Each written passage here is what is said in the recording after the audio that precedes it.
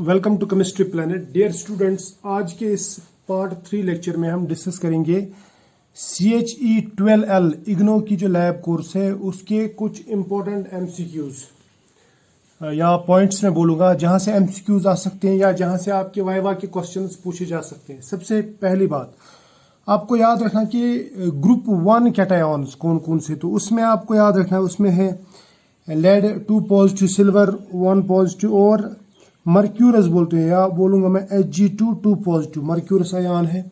और ये बनाते हैं, ये वो कैटायंस हैं जो क्लोराइड्स बनाते हैं लेकिन इनसॉल्युबल क्लोराइड्स। और अगर आपको इनको क्रोमेटोग्राफिकली डिटेक्ट करना है तो याद रखना उनके लिए जो डिटेक्टर है क्रोमेटोग्राफी में, पेपर क्रोमेटोग्राफी में, वो यूज होता है पोटेशियम डाइक्रोमेट। और उनके लिए जो मोबाइल फेज होता है इसमें पेपर क्रोमेटोग्राफी में वो होता है ब्यूटेनॉल, पिरिडीन और वाटर 15:1:9 रेशो में। ये बात याद रख लेना। ये है ग्रुप 1 एलिमेंट्स। अब एनालिटिकल ग्रुप 2 एलिमेंट्स के बारे में मैं आपको कुछ बताना चाहता हूँ जिनको हम क्रोमेटोग्राफी से सेपरेट कर सकते हैं, ठीक है। तो एनालिटिकल ग्रुप 2 कैटायन जो है उनमें आता है cadmium 2 positive, lead 2 positive, mercuric 2 positive. देखो यहाँ पे Hg1 है लेकिन 2 पॉजिटिव। पहले जो था ग्रुप 1 में वो था मर्क्यूरस Hg2 2 पॉजिटिव, यहाँ पे Hg2 पॉजिटिव, इसको हम कहते हैं मर्क्यूरिक आयन। फिर bismuth 3 positive ion, copper 2 positive, arsenic 3 positive, antimony 3 positive, tin 4 positive. अब आपके सिलेबस में जो है वो है ये वाले जो मैंने ऊपर लिखे, तो इनको आप सेपरेट कर सकते हैं पेपर क्रोमेटोग्राफी से और डिटेक्ट भी कर सकते हैं। इसके लिए आपको क्या करना पड़ता है, उसके लिए लेना पड़ता है आपको butanol saturated with 3 molar HCl, butanol HCl लेना पड़ता है, ठीक है। और इसके लिए जो डिटेक्टर यूज होता है वो होता है H2S इन वाटर, या उसके साथ में हम मिलाते हैं फ्यू ड्रॉप्स ऑफ अमोनिया। तो ये दो चीज़ों का मिक्सचर हम यूज करते हैं एज डिटेक्टर, या फिर इसके बदले में हम डायथायोजोन लेते हैं, ये भी एज डिटेक्टर यूज होता है। और ये हम लेते हैं कार्बन टेट्राक्लोराइड या क्लोरोफॉर्म में। तो होता क्या है, जब भी डायथायोजोन इन मेटल आयन्स के साथ में रिएक्ट करता है तो ये कलर्ड कॉम्प्लेक्स बनाता है, ठीक है। तो याद रखना ये ग्रुप 2 आयन्स है और इनका जो रेट ऑफ माइग्रेशन है वो इम्पोर्टेंट है, वो भी याद रखना। ये भी पूछा जा सकता है कि रेट ऑफ माइग्रेशन का ऑर्डर अच्छे से बताओ, मतलब सही ऑर्डर कौन सा है। तो याद रखना कॉपर 2 पॉजिटिव सबसे पहले, सबसे ज़्यादा माइग्रेशन इसकी होती है। उसके बाद में lead 2 positive, bismuth 3 positive, cadmium 3 positive, cadmium 2 positive या मर्क्यूरिक 2 पॉजिटिव।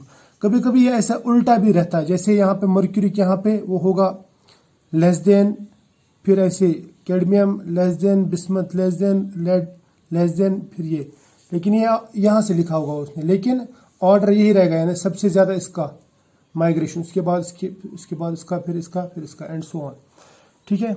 इस तरह से ग्रुप 3 आयन, हालांकि ये आपके सिलेबस में नहीं है लेकिन क्वेश्चन में पूछा जा सकता है कि इनमें से कौन सा है ग्रुप 3 एनालिटिकल ग्रुप 3 आयन। उसमें cobalt 2 positive, iron 2 positive, iron 3 positive, manganese 2 positive, nickel 2 positive, zinc 2 positive, aluminium 3 positive और क्रोमियम 3 पॉजिटिव। जबकि ग्रुप 4 में magnesium 2 positive, calcium 2 positive, strontium, barium यानी अल्कलाइन अर्थ मेटल्स हैं। और ग्रुप 5 में alkali metals आते हैं, प्लस आता है अमोनियम 1 पॉजिटिव, तो +1 आयन्स आते हैं इसमें, ठीक है। उसके बाद में शुगर के डिटेक्टर्स के बारे में पूछा जा सकता है कि शुगर को हम कैसे डिटेक्ट करते हैं। तो शुगर को डिटेक्ट करने के लिए या तो हम अमोनिकल सिल्वर नाइट्रेट सोल्यूशन लेते हैं, या फिर पैरा एनिसिडीन हाइड्रोक्लोराइड इन ब्यूटेनॉल, ये दूसरा एजेंट है डिटेक्टर, ये दूसरा डिटेक्टर क्रोमेटोग्राफी में बोल रहा हूँ मैं। तीसरा जो है वो एनिलीन हाइड्रोजन थैलेट, ये यूज कर सकते हैं एज डिटेक्टर। अब अगर नॉन रिड्यूसिंग शुगर होगा तो नॉन रिड्यूसिंग शुगर जैसे ग्लूकोज, फ्रक्टोज के बगैर जो बाकी है तो बड़े बड़े शुगर्स, तो उनके लिए क्या होता है, उनके लिए हम sodium borate, phenol red plus methanol लेते हैं। ये लेते हैं 1:2:7 रेशो में। ये इनके लिए एज डिटेक्टर काम करता है, ठीक है। एमाइनो एसिड्स के लिए जो डिटेक्टर यूज करते हैं उसे हम कहते हैं निनहाइड्रिन यूज होता है एमाइनो एसिड्स के लिए डिटेक्टर इन क्रोमेटोग्राफी। ये बात याद रखना। इस तरह से प्लांट पिगमेंट्स जो है इनको भी हम सेपरेट कर सकते हैं कॉलम क्रोमेटोग्राफी से।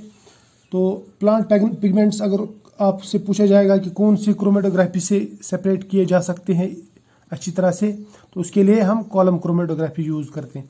इस तरह से NaOH जो है ये आपसे पूछा जाएगा कि which of the following is not a primary standard, तो उनमें से एक NaOH होगा, तो NaOH is not a primary standard. इस तरह से सोडियम थायोसल्फेट जो वो भी प्राइमरी स्टैंडर्ड नहीं है।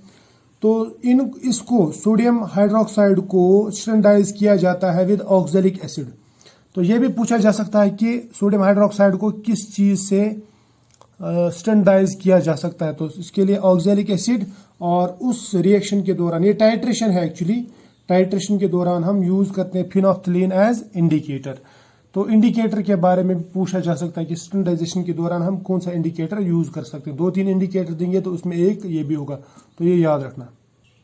उसके बाद में ब्रोमिनेशन, ब्रोमिनेशन जो हम एरोमेटिक रिंग्स की करते हैं, और number of bromine molecules consumed, इसके बारे में क्वेश्चन पूछा जा सकता है कि कितने कंज्यूम होते हैं। देखो फिनॉल में 3 कंज्यूम होते हैं, क्रिजोल में 3, ऑर्थो एंड पैरानाइट्रोफिनॉल में 2, मेटानाइट्रो में 3, मेटानाइट्रोफिनॉल में, ठीक है 3, जबकि रिसोर्सिनॉल में 3 मॉलिक्यूल्स कंज्यूम होते हैं, और जबकि सैलिसिलिक एसिड में भी 3, नेफ्थॉल में 1 ही मॉलिक्यूल ब्रोमीन का कंज्यूम होता है।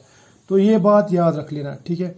उसके बाद में सोडियम थायोसल्फेट का मैंने अभी आपसे बात की थी, सोडियम थायोसल्फेट भी प्राइमरी स्टैंडर्ड नहीं है, लेकिन अगर इसको स्टैंडर्डाइज करना हो तो किससे करेंगे, तो याद रखना वहां पे दिया होगा ऑक्जेलिक एसिड वगैरह, ये तो इससे नहीं, बल्कि इसको हम करते हैं आयोडोमेट्रिकली, वो भी अगेंस्ट पोटेशियम डाइक्रोमेट, और स्टार्च करते हैं यूज एज इंडिकेटर। तो ये पॉइंट्स याद रखना। इस तरह से एस्टाइलेशन ऑफ फिनॉल या एनिलीन अगर हमें करनी हो तो हम एस्टिक एनहाइड्राइड का जनरली इस्तेमाल करते हैं, ठीक है। अब रिड्यूसिंग शुगर, मैंने आपसे कहा रिड्यूसिंग शुगर जो रहते हैं जैसे ग्लूकोज और फ्रक्टोज, इनको अगर आपको एस्टिमेट करना, वो भी quantitatively, so these are estimate quantitatively by some oxidizing agents like Fehling solution and Benedict solution। अब Fehling solution क्या है और Benedict solution क्या है, ये भी क्वेश्चन पूछा जा सकता है। देखो Fehling Benedict solution सबसे पहले बताता हूँ, ये रहता है alkaline solution of cupric ions. इसमें क्या क्या रहता है, देखो copper sulphate, sodium carbonate, sodium citrate हम मिलाते हैं, और इसके साथ में डालते हैं पोटेशियम थायोसाइनेट या पोटेशियम फेरोसाइनाइड, ये डालते हैं, ये हम लेते हैं डिस्टिल वाटर में। तो ये याद रखना, ये है बेनेडिक्ट सोल्यूशन, इसमें ये चीज़ें रहती है। फेलिंग सोल्यूशन में क्या रहता है, फेलिंग जो है ना वो दो सोल्यूशन बनता है, इसको बोलते हैं फेलिंग ए, उसमें रहता है कॉपर सल्फेट इन वाटर, और फेलिंग बी यानी पोटेशियम सोडियम पोटेशियम टारटारेट लेते हैं, उसे हम कहते हैं रॉचिलीज सॉल्ट, उसके साथ में हम NaOH डाल देते हैं। तो ये फेलिंग बी है। फेलिंग ए और फेलिंग बी के बारे में क्वेश्चन पूछा जाता है कि फेलिंग ए में क्या होता है, तो क्यूप्रिक सल्फेट इन वाटर, और फेलिंग बी में रहता है सोडियम पोटेशियम टारटारेट यानी रोचिलीज सॉल्ट जिसे हम कहते हैं इन सोडियम हाइड्रोक्साइड, और ये भी वाटर में ही होता है। तो आई होप ये आपको अच्छा लगा होगा।